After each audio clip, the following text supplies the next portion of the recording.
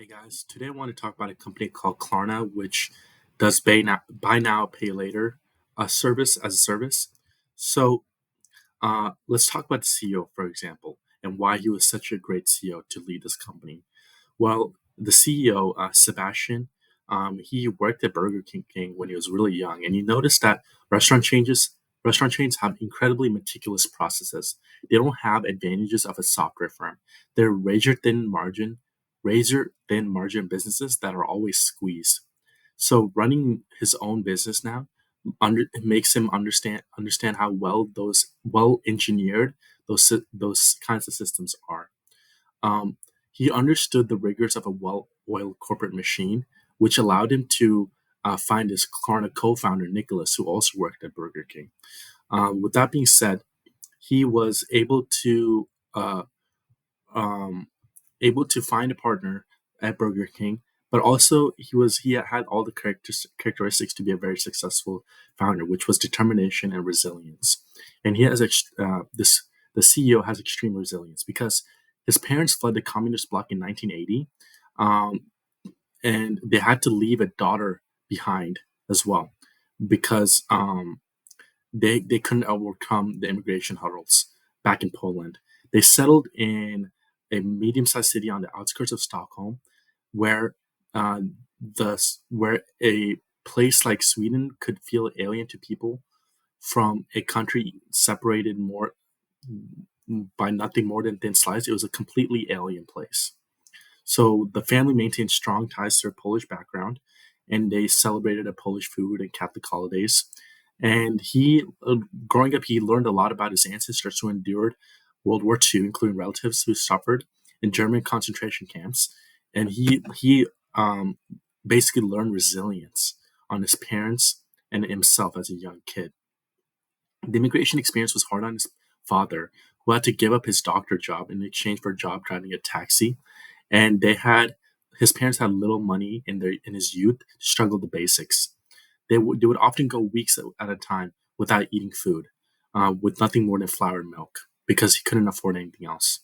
His parents had a lot of problems, with his mom having a lot of medical issues, and his dad being an alcoholic, which led to an early death for him. With that being said, he gained a lot of resilience from his extremely difficult childhood.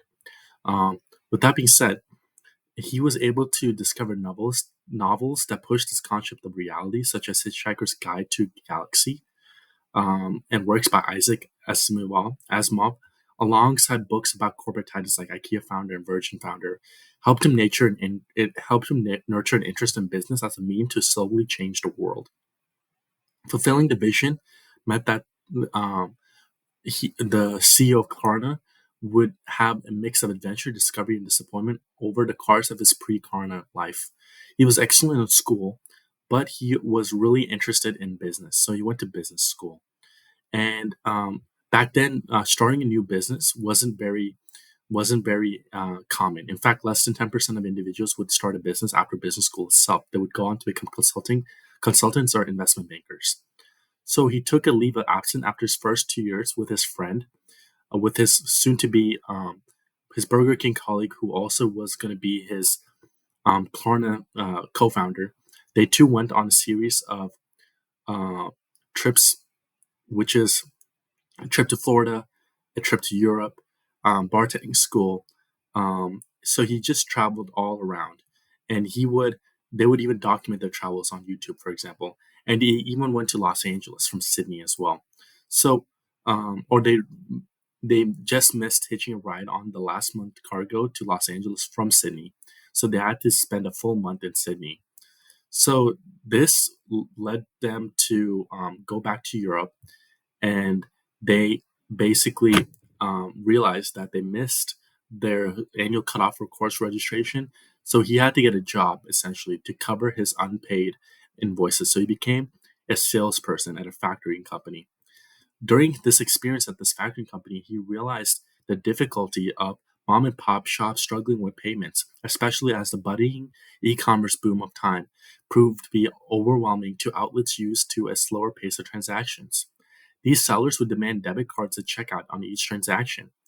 He was wondering, the CEO of Klarna, could somebody step in as an intermediary between the customer and merchant, paying the seller checkout and claiming the money from the shopper upon receipt. Then, from the customer's perspective, paying only when they felt satisfied with the item would be surely be preferable to paying up front. This was how many mail order transactions, also known as cash on delivery, took place in Sweden, where trust was baked into the social fabric. So, with that being said, he found he took his Burger King colleague and another classmate to start Creditor, a company aiming to usher buy now pay later into the digital area. Using a small little tiny angel network at their company, they landed 60,000 seed financing from a tech investor named Jane Walred in exchange for 10% of the company. They used the cash to hire engineers to build the first iteration of Creditor platform, where they traded away nearly two-fifths of the remaining shares in a transaction that was a mistake. They thought that these guys would help on and stay and build the company, but they left after a year only. With that being said, the company's early growth was fueled by a blitz on one-to-one outreach, where the founder was using his sales instincts to attest, as him and his founders would go around Sweden and pitch small firms to use his company's buy now pay later service. This was them being a fresh startup, which was nimble and fast. They honed everything down to the last detail. So they wanted to be taken serious. They had starched suits and they put their names on thick starting paper. And basically, the creditors started to catch on quickly, growing from 1.5 Swedish krona in revenue to 270 million in early years.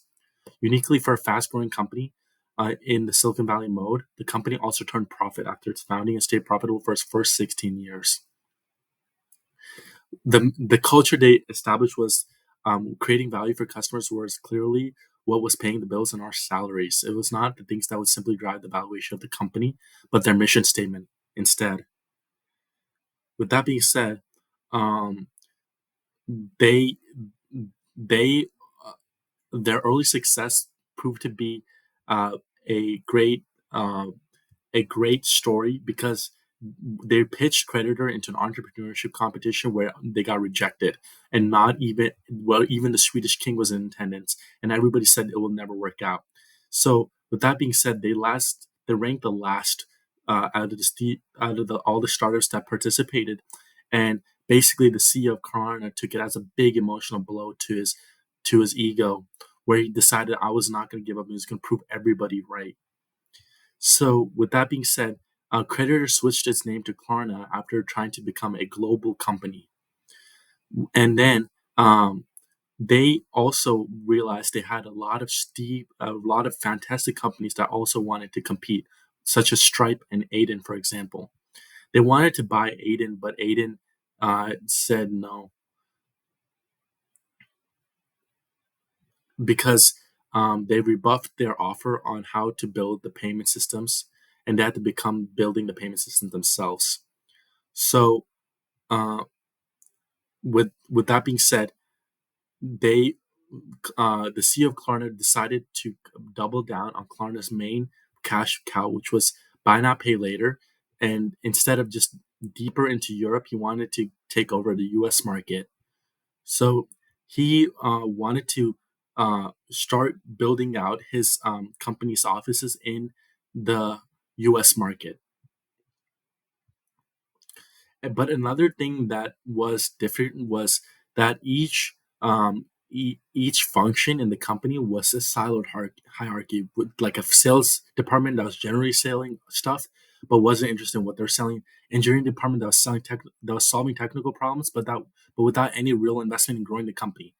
In between there was a lack of silos, so he needed to restructure the whole company from root to stem.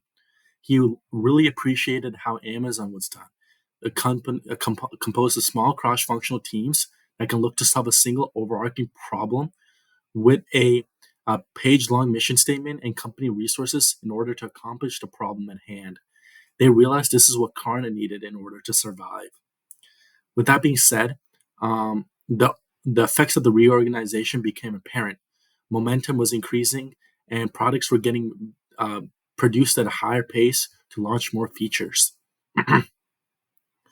That shift will allow Klarna to enter the American market with his companies with his offices being held in Columbus, Ohio, and New York City in 2015, and in 2018 as well. With that being said, um, COVID-19 allowed Klarna to get a major acceleration where the Klarna's valuation was to peak 45.6 billion. But the CEO was very worried because supernova like growth needs supernova like earnings and uh, cash flow essentially, which didn't happen. So during the mid 2022 investment round, their valuation plummeted by 85%, in line with the fintech market. With that being said, um, the CEO knows it's just another bump in the journey and he needs to keep going. So Klarna now occupies a major perch in the buy now, pay later, which is nearly a third of $1 trillion. And the company's vision for growth lies in the opportunity to break through the stranglehold of the credit card, of credit card on consumer finance. They want to shake up the ecosystem where low income credit card users spend beyond their means, while high income individuals pay off their balances in full. Buy now, pay later regulations have a lot of Buy now, pay later industry have a lot of regulations coming up, which can slow down the growth ability as well as high interest rates. But he believes that he can steer Klarna to greater heights. So um, I believe Klarna is an excellent company for many reasons. It's a very mission focused company. It's based on the founder's poverty-like environment that he grew up in, and he wanted to create a financial product that will allow people in his similar socioeconomic status to get food and merchandise and items that they couldn't afford with their low income. So I feel like the more good he does in solving this problem, the better his company's valuation grows. So it's a very excellent business in that way. So it gives the founder a lot of a lot of fire in him to continue to push in some ways. Other than that, I believe it's a very difficult business. There's a lot of competition in it, and it's a race to the bottom in terms of whoever has the best branding, whoever can give the best deals per se. So a lot of people are going to burn a lot of VC money in order to figure out the model that works for them. But in some cases, companies like Uber and Airbnb, for example, once you conquer the market, you conquer the market, right? Uber is a smash home run for that example, a VC funded company which burned billions of dollars, but now is a behemoth of a company that completely controls its market. So thank you guys for listening, and I hope you guys stay attuned to Klarna.